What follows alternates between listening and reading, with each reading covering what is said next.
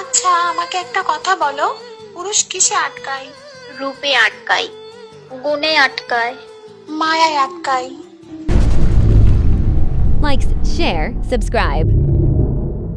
আসলে পুরুষ আটকায় কিসে? এক দেশের এক রাজা ছিল।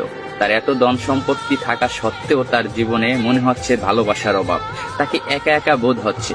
তাই সে আর এক দেশের এক রাজকন্যাকে বিয়ে করে আনলো। বিয়ে করে আনার পরও তার মনে হচ্ছে তার জীবনে ভালোবাসার অভাব। সে আরো একটা বিয়ে করলো, কিন্তু তারপরও তার মনে হচ্ছে জীবনে ভালোবাসার অভাব। ভালোবাসার অভাব মিটাতে যাইয়ে একটা না, দুইটা না, তিনটা না, সে 9টা দেশের রাজকন্যাকে বিয়ে করলো। তার এখন 9টা বউ। তারপরও তার মনে হচ্ছে জীবনে ভালোবাসার অভাব। এট লাস্ট সে তার প্রধান দাসীর প্রেমে পড়ে গেছে। 9টা বউ থাকা সত্ত্বেও রাজা যখন দাসীর প্রেমে পড়ে গেল, এটা সমাজ মায়া নিল না। তার বউরা তো একেবারেই নিল না। তার বউরা রাজাকে প্রশ্ন করলো, এমন কি জিনিস আমাদের ভিতরে নাই যেটা ওই দাসীর ভিতরে আছে? আপনার যদি বউ দরকার হয়, আপনি অন্য কোনো রাজার মেয়েকে বিয়ে করবেন, আপনি দাসীকে কেন বিয়ে করবেন? তখন রাজা বলল, 9টা বউ থাকা সত্ত্বে আমি রাজা হইয়া দাসীর কেন প্রেমে পড়লাম, এটা শুধু আমি তোমাকে না, পুরো বিশ্বকে দেখাবো। এটার জন্য আমি কালকে বড় একটা অনুষ্ঠানের আয়োজন করা হবো। ওই অনুষ্ঠানে আমি প্রমাণ করাই দেব আমি রাজা হইয়া কেন দাসীর প্রেমে পড়লাম। পরের দিনকে একটা বড় অনুষ্ঠানের আয়োজন করা হলো। ওই অনুষ্ঠানে 10টা থালা ছিল। 10টা থালা 10 রকমের সম্পদ দিয়ে ভরপুর ছিল। কোনোটায় টাকা, কোনোটায় সোনা, রূপা, হীরা, মুক্তা ইত্যাদি ইত্যাদি দিয়ে 10টা থালা ভরপুর করা হয়েছে।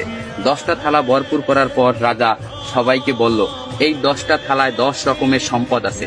আমার 9 জন বউ এবং আমি যাকে ভালোবাসি আমার দাসী, এই টোটাল 10 জন, যে যে থালাটা ধরতে পারবে সেই থালার সম্পদ তার।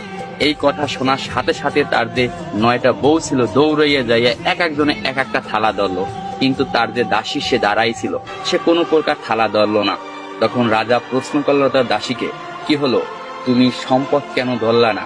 আমি তো বইলাই দিছিলাম যে যে যে থালা ধরতে পারবে সেই থালার সম্পদ তার। তখন দাসী বলল, কে বললো আমি ধরি নাই? আমি তো আমার সম্পদ ধইরেই দাঁড়াই রয়েছি। রাজামশাই, আপনি ভালো করে তাকাইয়ে দেখেন, আপনার জামা আমার হাতে ধরা। আমি আপনার জামা দইরা বইছি।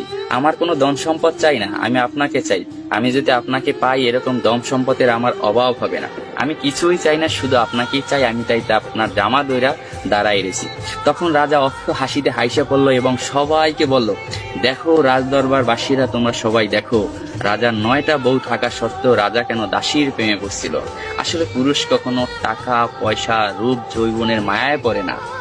পুরুষ আটকে যায় নিঃস্বার্থ ভালোবাসা।